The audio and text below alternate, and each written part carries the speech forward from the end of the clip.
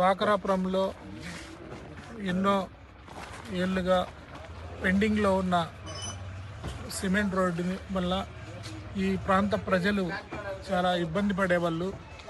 మేము ఈ ప్రాంత ప్రజల కోసము గౌరవ జగన్మోహన్ రెడ్డి సార్ దగ్గరికి, గౌరవ ఎంపీ గారి దగ్గరికి, మా అవినాష్ రెడ్డి సార్ గారి దగ్గరికి పోయి విన్నవించుకున్నాము.